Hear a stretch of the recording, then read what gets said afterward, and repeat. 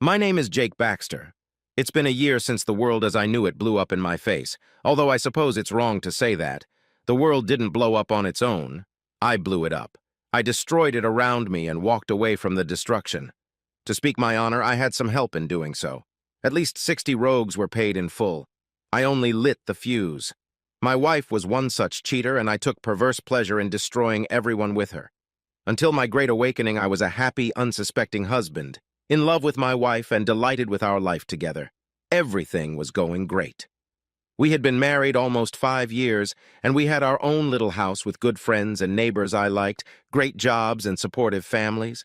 We made more money than we needed to live on, and saved for a future that turned out to be very different than we had planned. I wish I could tell you something about us or our marriage that could make sense of this story, but the truth is, I can't make sense of it myself. I married my college sweetheart. She was sweet and kind and funny. She was loving and affectionate. She wasn't the type to flirt with other men all the time. She didn't dress provocatively, and I never doubted that she was faithful to me. I work in a research and engineering lab that develops highly specialized electronics for NASA and the military. We jokingly call it Geek Central. The peculiar thing about most geeks is that we do very complex things at work, but at home we are quite simple. What you see is what we are. There are no tricks because we're not good at it. A lot of people think prodigies are teenagers. Maybe by their standards they are. We laugh at silly jokes, quote movies and obscure works, and are fascinated by the details of existence. Whatever sophistication we possess is not appreciated in social circles. On the other hand, we know that if we lose our reputation for telling the truth, we're finished. Geeks don't lie. Our reputation is our career, and both are built on the truth. My wife Jeannie works in high finance at a firm called Watson. They are big players in the financial side of large construction projects and seem to have a hand in many of the largest construction projects in the mid-Atlantic states. The office is downtown, and Jeannie works with a lot of surprisingly uneducated people. They understand money, and some of them can program a spreadsheet. But I confess that every time I talk to her coworkers, I feel like I'm back in high school. It's pure truth. Jeannie and I had 2 kittens. They were brothers. We wanted to name them Lewis and Clark.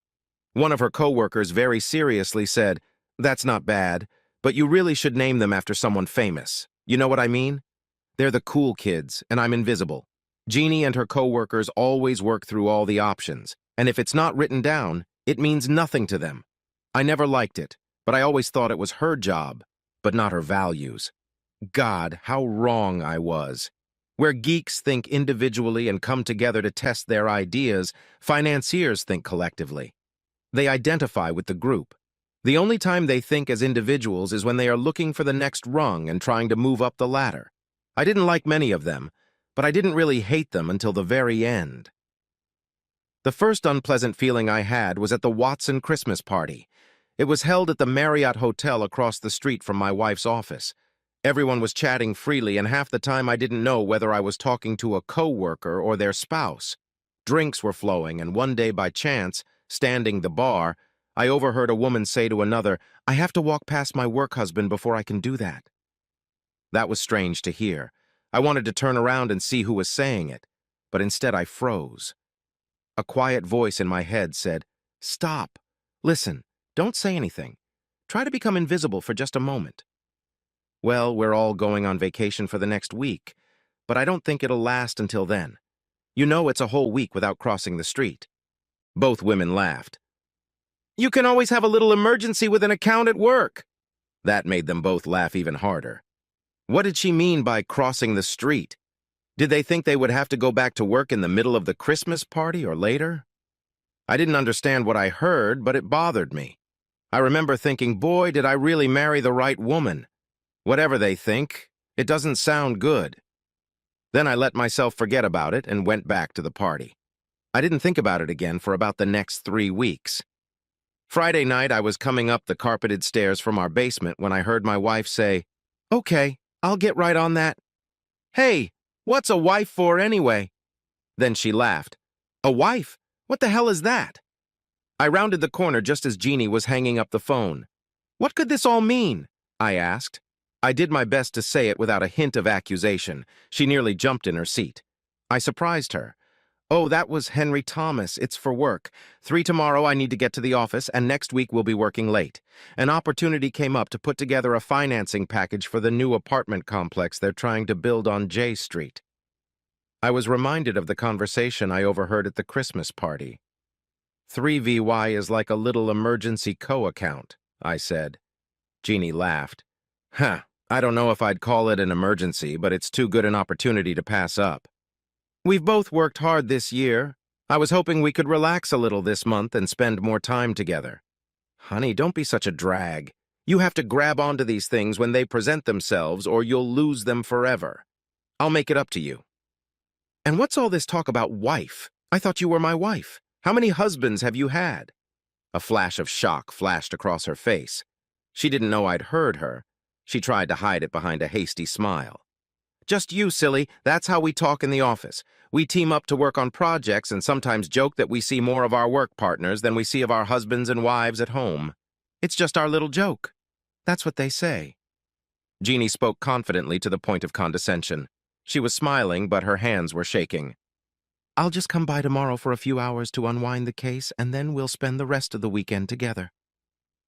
The rest of Friday night passed quietly, and Jeannie left for the office Saturday morning as if it were a normal workday, except for the casual attire. The rest of the weekend together didn't start until after 7 p.m. Saturday night. Don't get me wrong. I understand hard work and deadlines. I just don't like marital secrecy, and I felt there was a lot more mystery in my marriage than I suspected. That Saturday, I thought a lot about secrecy as I waited for Jeannie to come home.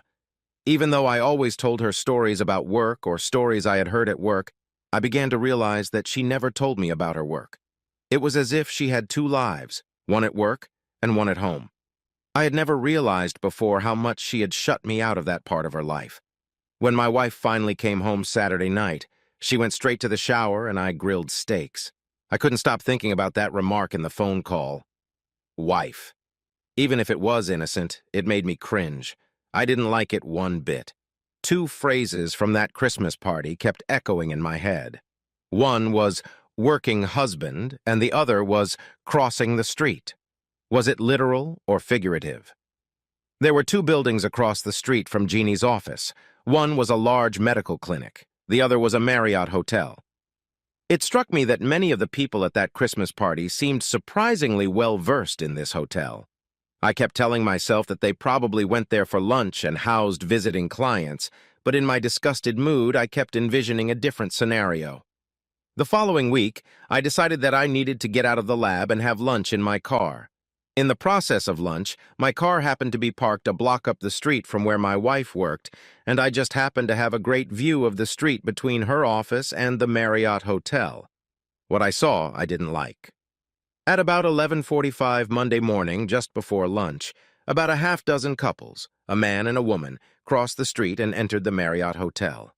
At about 12:30, I could see the same couples returning to their offices. There were no groups of 3 or 4 women getting together for lunch, just couples.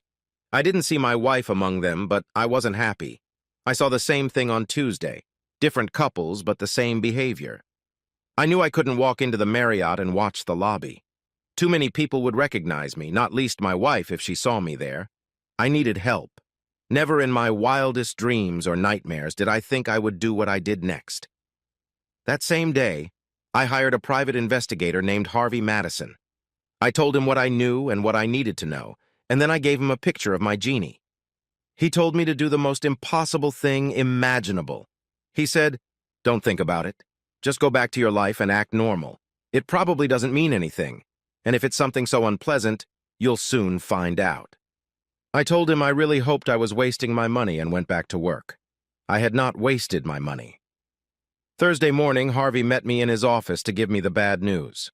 My wife walked into the lobby of the Marriott Hotel on Wednesday morning at 11:45, Henry Thomas's arm around her waist. They lingered at the front desk just long enough to get a key and went straight up to the 4th floor. They made it back again at almost 12:40. Harvey Madison had a brief and very confidential conversation with the receptionist. My wife and her work husband were regular visitors to the hotel. Harvey's conversation at the front desk cost me $300, and Harvey warned me that this was just a down payment. I needed ironclad proof, and that meant videotaping from inside the room. I hated myself for what I was thinking, but my thoughts about my wife were getting downright grim very quickly. To get what I wanted, the porter had to cooperate with us. Harvey needed to know which room Jeannie and her work husband would be using. The porter would then book the same room immediately before and immediately after their next visit, allowing Harvey to set up a small video camera in the room. This meant paying rent and a bribe. I could afford it, so I paid it. I had a bad 7 days. I tried to avoid Jeannie as much as possible, but she asked me why I was acting so weird. I just told her it was because of work, but I doubt I fooled her. She wanted to make love, and I told myself that if I hadn't caught anything STDs yet, I probably wouldn't, so we did. My heart wasn't in it. My buddy was barely hanging on. My only emotions were anger and pain. I felt like my marriage was dying, but I still had very little evidence with no explanation. I knew she was cheating, but I tried to convince myself not to judge definitively until we had video from the room. I had to see it to be absolutely sure. Harvey called the porter, and he booked the right room for the following Wednesday morning and evening. I arrived at Harvey's office on Thursday morning. I now had proof and the accompanying heartbreak. I watched a 40-minute video of my loving wife, the center of my universe, having sex with her work husband, Henry Thomas. The world as I knew it had come to an end. The mind of a geek sometimes goes in strange directions. I'm reminded of the old anecdote about the husband who comes home and discovers his wife is cheating on him. He puts a gun to his head and says to his wife, "Don't laugh! You're next!" I promised myself I'd do it in the proper order. They'd pay and I'd leave satisfied. But before that, I needed to get away for a few days. I couldn't be in the same house with Jeannie. I talked to my boss and arranged to take the rest of the week off. If anyone asks, I was needed in Wallops all weekend. I went home, packed a bag, left a note, and headed west. I had a childhood friend, David, who lived about an hour outside of Baltimore, and he agreed to host me for the weekend. I counted my blessings that our paths with Jeannie didn't cross while I was home. I don't know what I would have done, but I was in no shape to act normal. I needed time to think, plan, and most importantly, calm down. Leaving that note was the first time I lied to my wife. I actually felt bad about it, but I needed to leave and I wasn't going to let up. The trip west gave me some time to think. Did I really know this woman? Was she so good at compartmentalizing her life that she could rationalize having 2 husbands? One thing I knew for sure, my wife had mistaken gullibility for stupidity. I had never been stupid, and lying to a husband who trusts you completely is not a clever trick at all. Now the days of trust were behind me. My marriage was dead, and all that was left was a funeral. What's special about childhood friends is that they know you completely. They knew who you were then, who you are now, and what you think about all the time. You can't hide from them. My friend read everything on my face not 2 minutes after I crossed the threshold of his house. I told him the news, and as good friends should, he was as angry as I was. Then there was his wife, Marie, who tried to calm us both down and make us think. She was in no way defending Jeannie. She just wanted me to know exactly what I wanted and not go half crazy. Make no mistake, we need a woman's perspective to truly understand what's going on. Where I was angry at my wife and her working husband, her focus was on all the other women who worked in that office. In her opinion, it was the women who controlled sex, and every woman there either participated in it through their behavior or turned a blind eye to it. She said, "Men are pigs, and it is the job of women to civilize them." Then she smiled at her husband, who reluctantly agreed. "I want to destroy them all. I am divorcing my wife, that lying, cheating whore. She betrayed me, and obviously not for the first time, but I want to hurt them all. I want to make her Mr. Henry Thomas wish he'd never been born, and I want every crook in this office to regret every day they cross the street to the hotel." Marie tried to admonish me. "Make sure you're prepared for the consequences. There could be a reason for what happened that you don't know about. She may regret her actions so much that she'll never do it again. You love this woman enough to marry her. Do you want to throw it all away now? Think about it." I pulled out the flash drive with the video, and they watched it with me. Henry Thomas was a paper salesman. His job involved money. Where I ran after work, he went to expensive restaurants. Henry Thomas was a softie. For 40 minutes, we watched my wife give herself to her working husband. She acted like she was in a porno movie. The strange thing was that most of the conversation centered on work. As they undressed, they talked about the current project, and later, as they dressed, they discussed the schedule for the afternoon. Once he recovered from the quick first round, she took him for a second time as a rider. She bounced around like a little girl on a beach ball and squealed just as loudly. The video captured the look of ecstasy on his face as he finished. They never once used condoms. When the video ended, there was silence in the room. I turned to Marie and asked, "How long do I have to think about this?" She just shook her head, gave me a hug, and left to make dinner. My friend David became a lawyer when he grew up. His wife teaches middle school science. Both have amazing analytical minds. We talked a lot that weekend, and with their help, I formulated a plan. I called Harvey and told him exactly what I wanted. It was going to cost me a lot, but if I was patient, it wasn't hard to accomplish. We decided to divide my wife's office into two groups. There was the management team and those who worked closely with Jeannie. It was one group of about 10 people plus their work spouses. I wanted them to be more than just burned. I wanted them turned to ashes. The others would feel the heat, but I wouldn't waste my money on burning them. Harvey installed video cameras in the suites of the management and employees he was targeting. The others would be videotaped as they entered and exited through the hotel lobby. When I was ready to file divorce papers, I would simultaneously sue the company and share what I had with the spouses of each of its employees. I spent a lot of time that weekend wondering if I had missed the signs. There had to be some signs. She never seemed unloving. She was supportive when I described the difficulties at my job. Could she really have lived two lives without guilt? Was she a sociopath?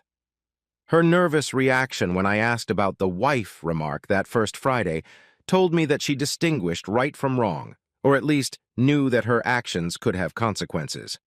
I couldn't understand how someone could go 2 lifetimes without having a nervous breakdown. Sometime over the weekend, it occurred to me that by leaving town, I had given Jeannie and her work husband the perfect opportunity to use our house for a date night. I thought about it, got angry, and then realized it didn't matter one bit. I was divorcing her regardless of her actions now.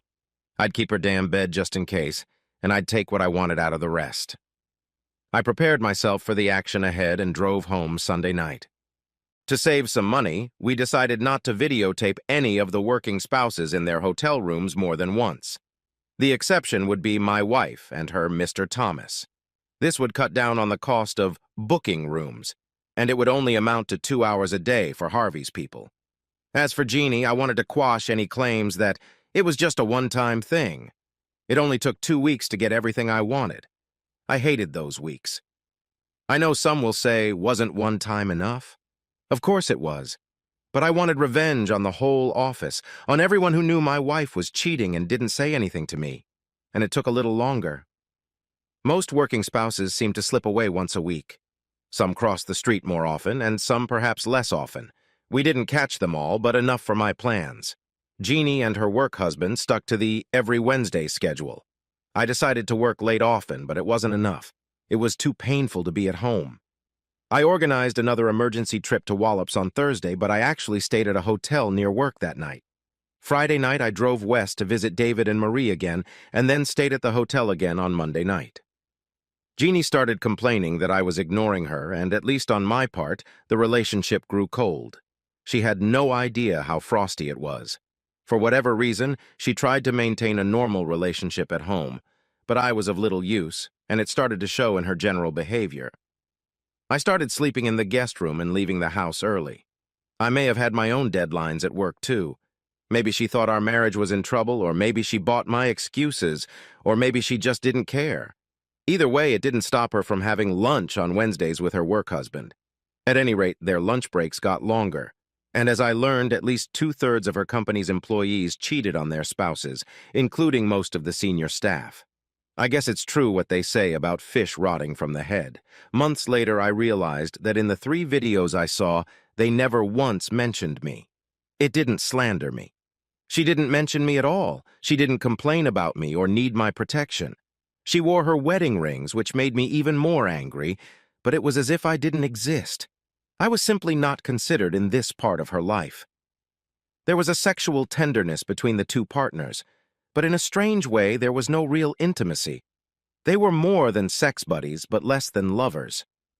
I thought my marriage was over that first Wednesday when I watched my wife walk through the lobby, put her arm around her working husband's waist, and walk up to their room. After watching them fuck, I realized there would be no discussion, no excuses, and no cliches. I was ready to destroy my marriage and her entire office with her. I didn't want to hear her apologize, and I didn't want to see her cry. I sure as hell didn't want to hear that it was just sex. 3 dates, 4 actually, would have silenced any claims that she only loved me. My attorney prepared the legal documents, and Harvey prepared everything else.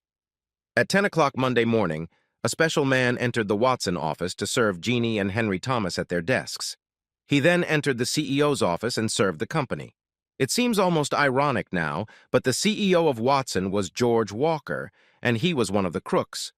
George Walker was 67 years old and had a trophy wife who was only 29. Why would he want to molest a 45-year-old secretary? I'll never understand some people. My cell phone rang at 10:20 and I turned it off. Once the start was made, 5 Harvey operatives began delivering heavy paper envelopes to the real spouses of each company employee. Some had photographs, some had videotapes, and all received detailed reports that could be used in divorce proceedings. Henry Thomas's wife received a particularly large envelope. Others simply received letters informing them of what was going on at the Watson office, in case they wanted to have a heart-to-heart talk with their spouses when they got home. They all received a short note that said, "In the interest of full disclosure, you can thank Jeannie Baxter for bringing this to our attention." I wondered how many friends my cheating wife would have on Tuesday morning. Watson disappeared almost overnight.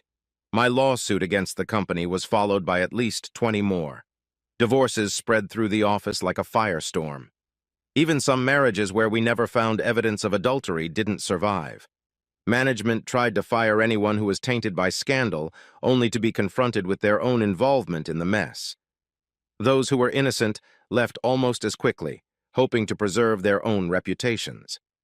The press got wind of the debacle, and 2 weeks later there was an article about the firm that included the phrase "working spouses." I wonder where they got that. I bet it was just some crazy husband who didn't understand how the real world works. Shortly thereafter, business ceased and the office closed within 2 months. The office building sat empty for almost a year. Eventually, I did meet Jeannie at my attorney's office. She cried a lot.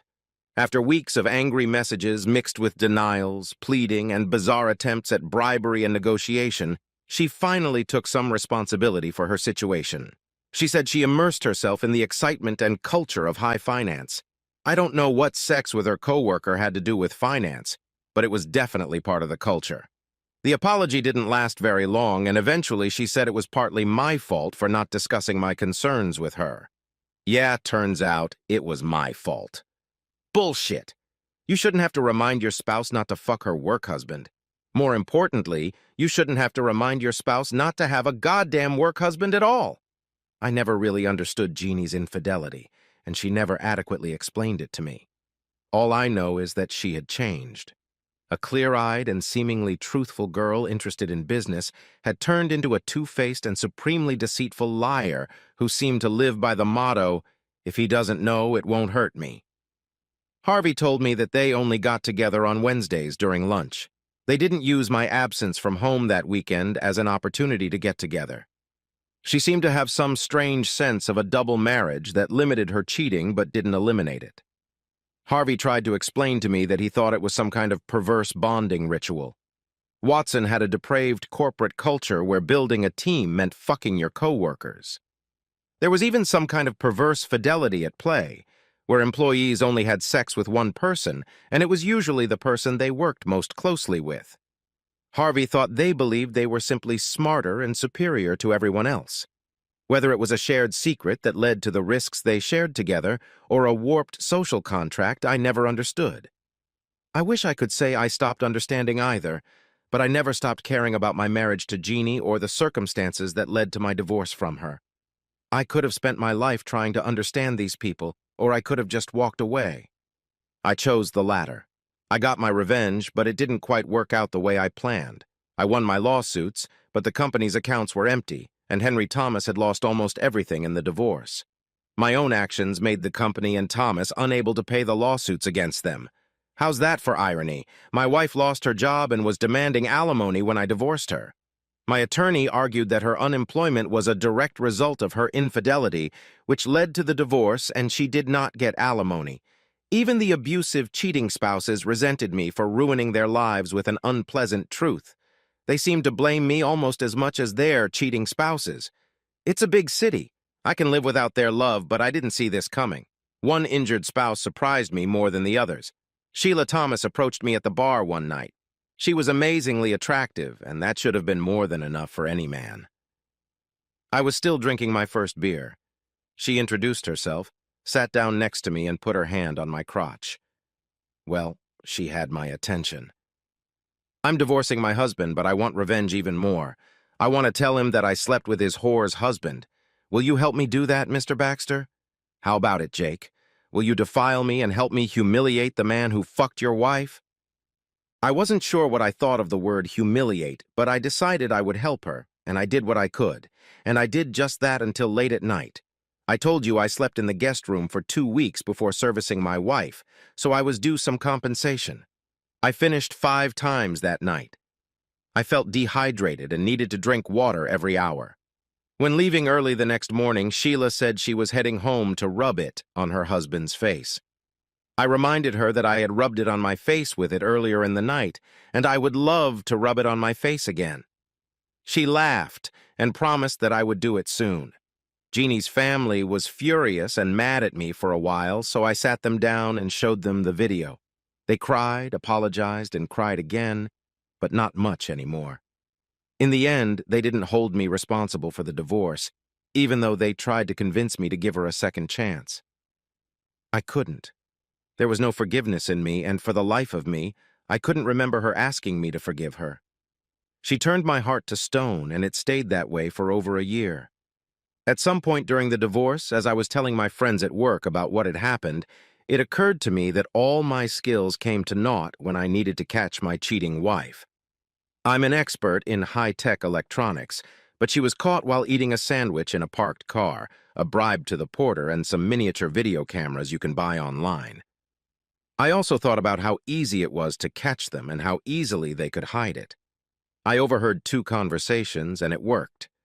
Everything was out in the open. The couples crossing the street didn't even try to hide their involvement in cheating. What arrogance! As they say in the suburbs, what would the neighbors think? I mean, people should have known. It's almost a miracle they got away with it for so long.